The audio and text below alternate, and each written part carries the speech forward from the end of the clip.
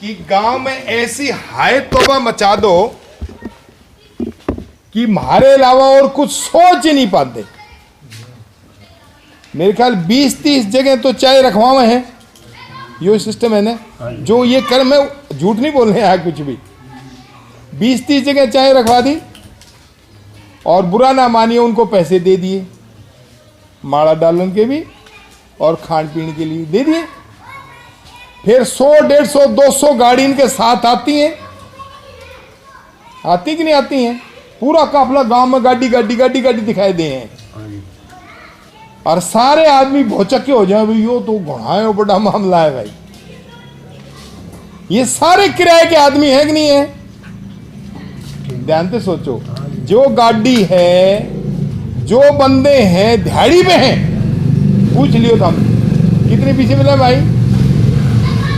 मैंने आज 500 रुपये के, मैं 1000 रुपये के, गाड़ी में कितना तेल, इतना तेल। एक गांव के प्रोग्राम में मिनिमम 10-12 लाख रुपए वो एक दिन में दे जाए, सवा हो जाए ना हो जाए। कभी तो हमने सोचा ये पैसे कहां से आए हैं? मैं वही बसाड़ना आया हूं। हम ये 2 बात अच्छी तरह से सीख लो। इस व्यवस्था में जो सिस्टम इन्होंने बना रखा है, सब कुछ आप लोगों का है, आप लोगों का। आपको वोट की बात तो समझ में आ गई कि इस वोट से सरकार उतर जाती है। एक टैक्स और है, उसकी बात और समझो आप। आपका जो खून पसीने का टैक्स है। नमस्ते भाई, आज आओ सरपंच साहब, आओ सरपंच साहब ने बिठा, आ जाओ भाई। क्या नाम सरपंच है? सुशील बैठ पहले मिले। हाँ सुशील तो आज ही कई साल में मैं ही आया, मैं तो नहीं मिलने आया ना। कोई बात नहीं, सुशील सरपंच। अब ध्यान से सुन रहे, मैं इसी की लड़ाई लड़ने लग रहा हूं। मैं 2 साल पहले 2018 में आया था मैं इस दौरे, मगर सुशील था मेरी बात मान लो। ये बेचारे माननी भी, ये सरकार के पास गए भी इकट्ठे हो गए, जींद भी इकट्ठे हुए, लेकिन सरकार का, प्रशासन का जो रवैया है वो राजकरण का है, राज देन का नहीं है। मैं वो दिलवाने के लिए यहां पे आया हूं। थारा सिस्टम समझ में आ गया कि वोट थारा, टैक्स थारा, वोट थारा, टैक्स थारा। इसके बाद तुम नेता, चाहे वो एमपी हो, नेता वो एमएलए हो, डीसी एसपी, चाहे आईएएस आईपीएस हो, एसडीएम हो, तहसीलदार हो, थानेदार हो। थानेदार मेरे पास बैठा हमारा प्राण। हर जगह आपको खड़ा होना पड़ता है, अपनी समस्या के लिए जाना पड़ता है कि नहीं जाना पड़ता? मैं उसको तोड़ने के लिए आया। ये तो इस जाना ही पड़ा, सदा जाना पड़ा है। एक मिनट सुशील, मैं पूरी बात करूं। ये तो बिना कहे कि देखे में होया नहीं करता। एक मिनट सुशील, मैं पूरी बात करूं तो एक बात ध्यान से सुनिए। हम उस गांव, वो जो पावर है ना, पावर, वो जो डीसी एसपी की पावर है, नेताओं की पावर है, थारे गांव में आ जाए तो सरपंच कौन जी? जो इनकी पावर है, हाँ, ये सरकार बनी हुई है, जिसकी पावर जिसने अलग अलग है, सबकी बटी हो रही है। रुको रुको रुको, मैं वही कह रहा हूं कि थारी जो सरकार है गांव की, आप विषय को समझियो आराम से। भारत के संविधान में ये 73वां संशोधन है, अमेंडमेंट हुआ है, जिसमें पंचायती राज व्यवस्था आई। उस पंचायती राज व्यवस्था में 29 अधिकार थारे गांव के आए, सरपंच के पास आए कि नहीं आए? अगर ये अधिकार ये सरकार छोड़ दे और वो निर्णय लेने का अधिकार थारे पास गांव में आ जाए, अपनी सभा में आ जाए, पंचायत में आ जाए, तो थाम के फिर इनके पास जाओगे। थारे 29 महकमे डीसी के यहां आ गए। मैं लिखित रूप में दे रहा हूं, अपनी मोहर दस्तक करके दे रहा हूं कि ये अधिकार पंचायती राज व्यवस्था में जो पढ़े लिखे बच्चे हैं वो गूगल पे निकाल लें। 73वां संशोधन 1992 का, और मैं लिखित में दे रहा हूं। आग भाई, जब तक थारी सरकार गांव बटाना की नहीं होगी, तुम्हें इनके कामों के लिए, सरपंच ठीक कह रहे हैं, वहां धक्के खाने के लिए जाना पड़ेगा, चाहे वो नेता हो, छोटा नेता हो, चाहे अफसर हो। जब तक सरकार में थारा हिस्सा नहीं होगा, तो हमें कामों के लिए इनके पास जाना पड़ेगा। ये व्यवस्था इन्होंने बना रखी है। इसको तोड़ने के लिए ये उपचुनाव थारे पास सुनहरी मौका है।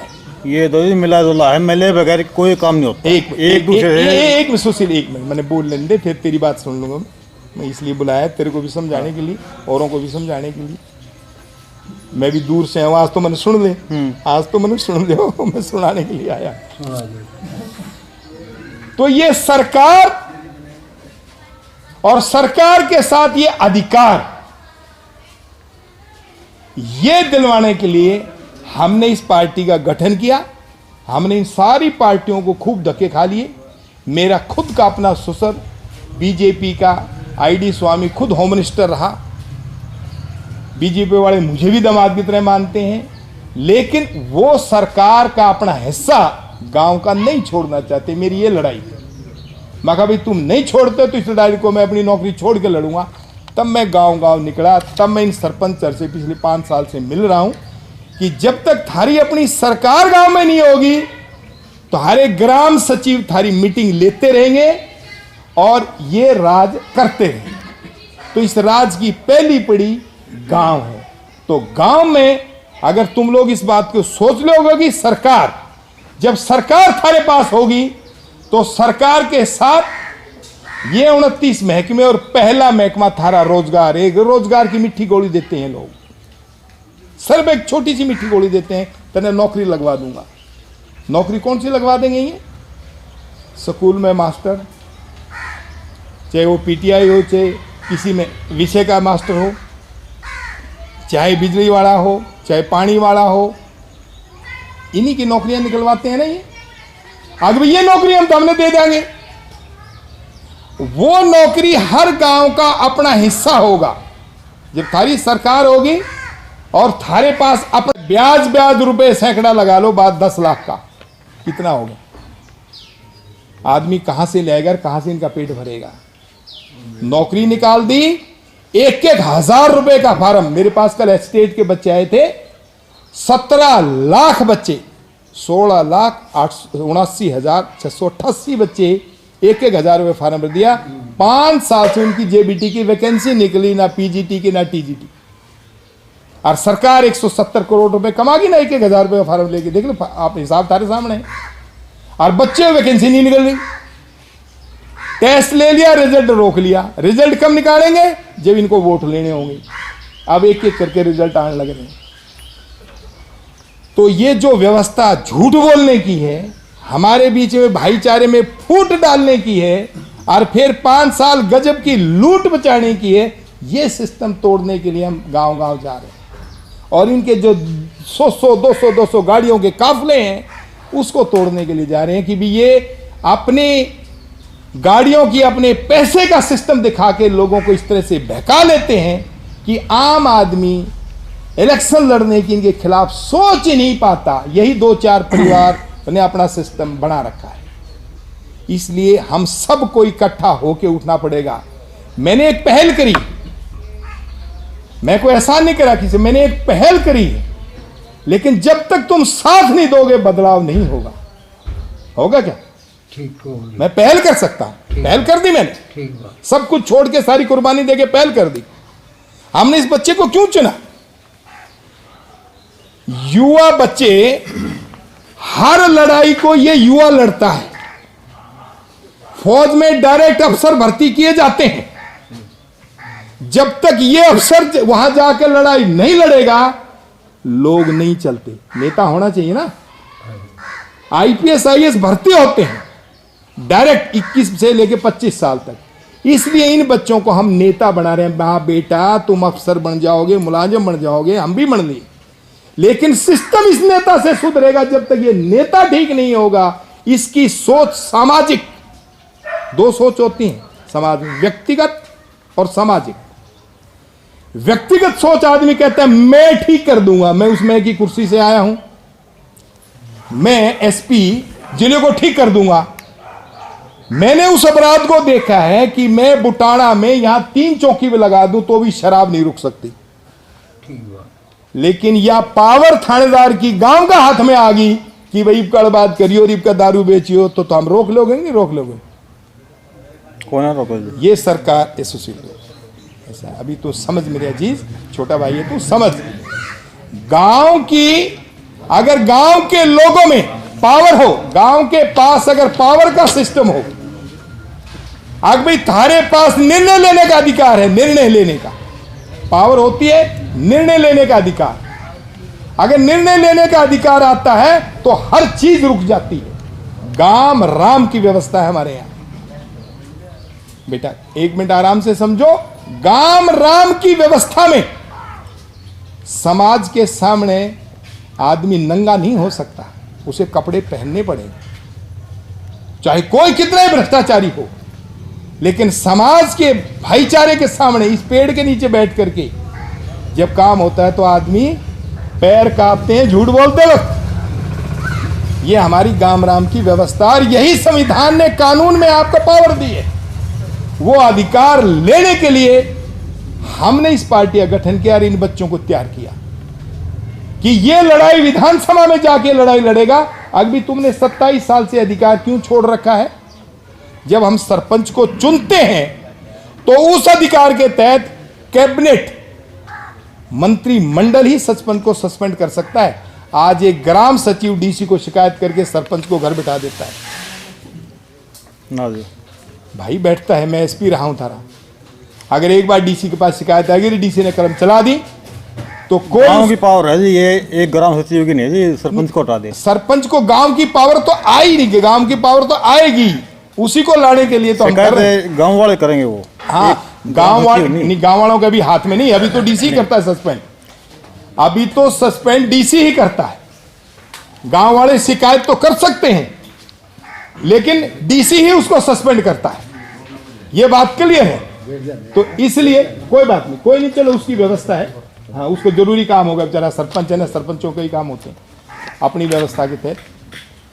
तो उस व्यवस्था के तोड़ने के लिए हम लोग आप लोगों के पास आए हैं कि पहले अपना अधिकार समझो, पहले अपनी सरकार को समझो, और सरकार के साथ इन बच्चे के रोजगार के समझो कि जिस रोजगार की ये मिट्टी गोली देते हैं उसको हमने समझना है। इसलिए अब हमने ये स्टाम्प पेपर तैयार किया है, स्टाम्प 100 रुपए का स्टाम्प पेपर है। भारत के संविधान में या कानून में इस नेता को रोकने के लिए थारे पास कोई अधिकार नहीं है। एक बार हमने वोट डाल दिया, अंगूठा दबा दिया, ये थारा क्या बन गया? कस्टोडियन। कस्टोडियन वर्ड समझते हो ना सारे? कस्टडी में आ गए इनके सारों की कस्टडी। 5 साल तो हम बोल नहीं सकते इसके खिलाफ, बोलते थारे खिलाफ मुकदमा दर्ज हो जाएगा, क्योंकि वो सरकार है और सरकार के काम में रुकावट डालना जुर्म है। क्यों भाभी? एमएलए पर पर्चा दर्ज करा सकता है। ठीक बात है।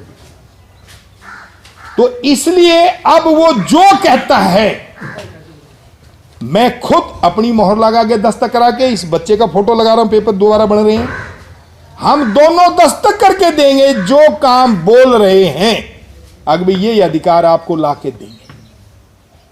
पब्लिक सर्वेंट भर्ती हुआ हो, सिपाही से लेके डीजी आईपीएस तक, पटवारी से लेके आईएएस तक, हर मुलाजिम पब्लिक सर्वेंट है। मतलब जनता के खून पसीने के टैक्स से मुझे तनख्वाह मिलती है, आज भी मुझे पेंशन मिल रही है, मैं कर्जा उतार रहा हूं तारा समझा के कि भाई मैं तुम्हें समझाने आया। ये छोरा कितनी बड़ी बात कह गया बच्चा कि समझदार तो हमने बनने ही नहीं देते हो।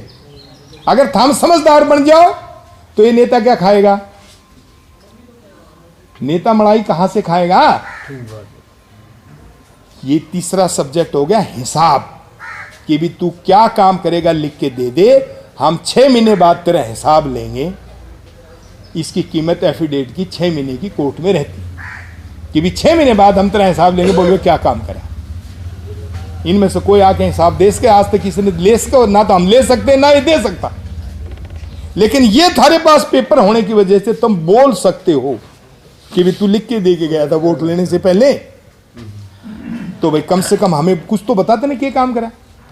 क्यों भाई छोरे पूछ लोगे रहा देश विरोधी धारा लाके ने भीतर ठोक देंगे। ना ना ना ना ना ना ना ना ना ना ना ना सुनो सुनो सुनो सुनो एक मिनट सुनो पहले सुन ले सर्दी किसी एमएलए से सुन तो ले धारा लाके ठोक बैठ बैठ बैठ क्या नाम है तेरा? रणधीर सिंह। रणधीर तो पहले बीच में बोल पड़े बुझ भी जाएंगे। सुन तो ले ए बाबा मैं ये कह रहा हूं लिखने के बाद यो जब लिख लेगा दस्तक कर देगा अगर ये लड़का कल को एमएलए बन गया और इसने दस्तक करके दिए फिर तू इसे पूछ और इसका मुकदमा दर्ज होगा तेरा नहीं उसको क्या बोलेंगे चीटिंग। रुक जा रणधीर समझ मैं क्या बोल रहा हूं समझो कि मैं पहले सुने जब आप लिखित रूप में स्टाम्प पेपर ले लोगे तो इसके बाद तुम्हें पूछने का अधिकार मिलेगा और इसको अंदर देने का अधिकार मिलेगा। ये तेरे को अंदर नहीं दे पाएगा फिर कि भी तूने हमारे से ये वादे करके कुर्सी ले ली और हम धोखे में रह गए। धोखे की पर्ची क्या होती है? धारा यही होती है कि भी किसको लाभ हो जो धोखा देता है। इसको तो लाभ हो गया ना एमएलए बनने के बाद और आपको नुकसान हो गया वोट दे करके। ये तोड़ने के लिए हम चले इसलिए स्टाम्प पेपर निकाला है। आपने तो ठीक निकाल इसको ध्यान से पढ़ना तुम। आपने तो ठीक निकाल रखा है। एक सेकंड की तू बीच में ना बोले पीछे बोल लिए। आज तो उतना हालात में 2 मिनट में दे देगा। गाते कौन थमदा वही तो बता रहा हूँ। अरे तना वो तो मैं कहने लग रहा तेरे से पहले मैंने बोल दी। इतना शाना क्यों बनाया? मैंने भी तो शाना है जिले चलाए हैं मैंने लोग ही चलाए हैं। मैं और क्या कर मैंने क्या मिट्टी धोई है अफसरी करी है मैंने। ये बात तो मैंने पहले कह दी तेरी समझ में नहीं आई कि अगर आज तू उसको छेड़ देगा तो 2 मिनट में हवालात में दे देगा। फिर और मैं क्या कह रहा था समझ का फर्क ना डाल जो काम की बात है उसको सुनो कि इस लीक को तोड़े कैसे। हम इस लीक से हटकट के हिसाब लेने का अधिकार दिलवाने के लिए हम ये लड़ाई लड़ा रहे हैं और आप लोगों को यहाँ बैठने के लिए कष्ट दे रहे हैं कि ये बात ये नेता नहीं बोलता। किसी नेता से ऐसी भाषा सुनी आपने? कितने लोग आए होंगे मैंने वोट दे दो मैंने वोट दे दो फिर क्या करेगा?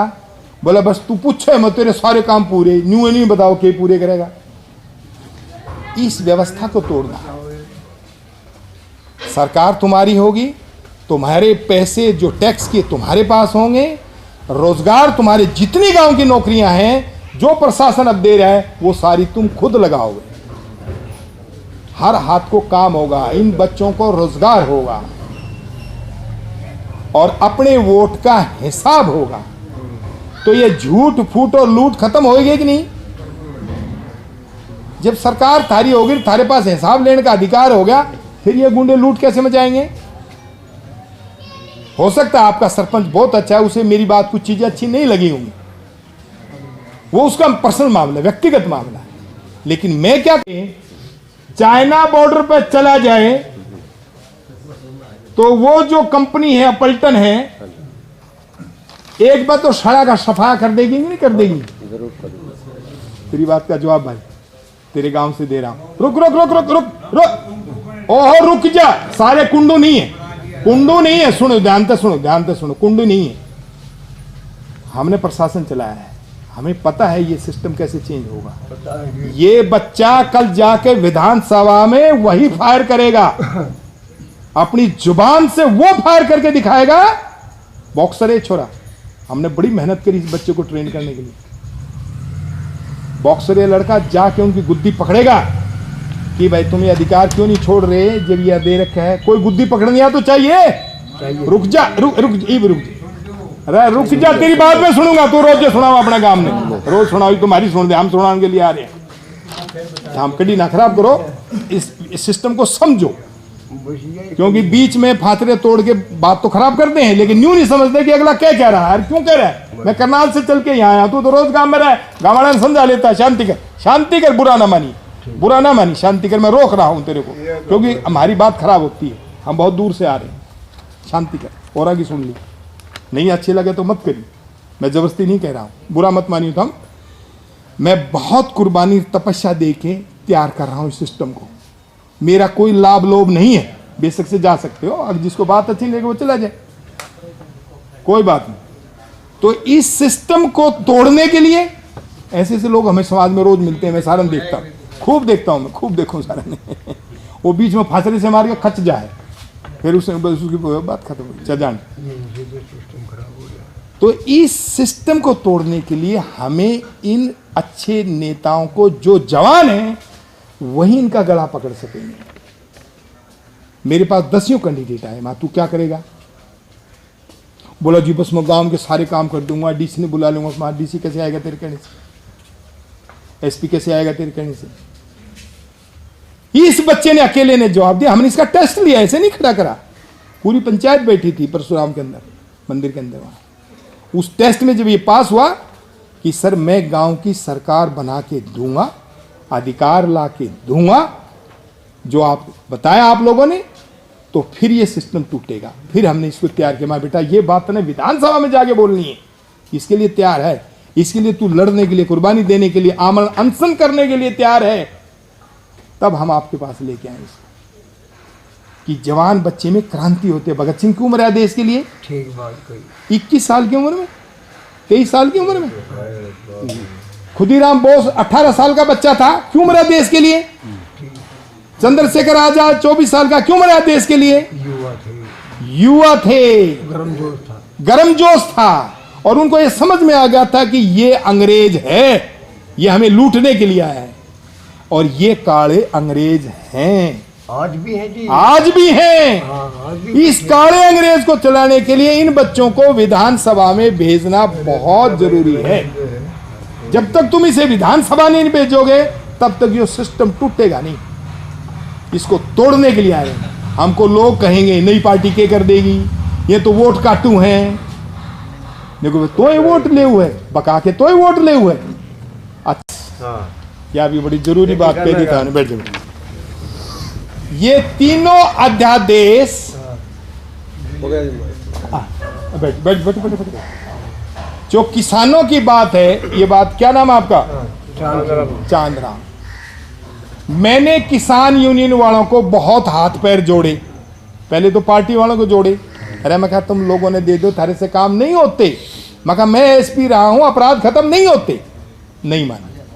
मैं फिर किसानों के पास सबसे पहले गया, किसान यूनियन वालों के पास, जो यूनियन के लोगों को नोट कर लो। मैं कहा तुम मुझे एक मोटी सी बात बताओ, तुम रोज किसानों को लोग धरने दे रहे हो, सड़क जाम कर रहे हो, जुलूस निकाल रहे हो, पैसे खर्च कर रहे हो, पसीना बहा रहे हो, और मैं तुमने छोटी सी बात बताने लग रहा, कानून की बात कि हम अपने किसानों की सरकार गांव में बना लो। गांव में किसान 99% है कि नहीं? 1% दुकानदार होंगे, नौकरी वाले होंगे, बाकी तो सारे दुकानदार हैं। सारे गांव में कितनी नौकरी या कितने दुकानदार? जब 99% किसान हैं और किसान की सरकार बन रही है, तो सबसे पहले अपनी सरकार बना लो और अध्यादेश को मर सड़क का काटा खींच के भाग। जब सरकार थारी तो हम ना लागू करो अपने गांव में। किसान के समझ में आएगी बात?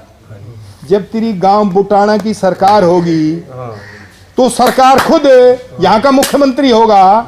जो कौन लाने हम तो यो जब रोक कटेगा, लेकिन इन किसाना के को नहीं समझ मान दी।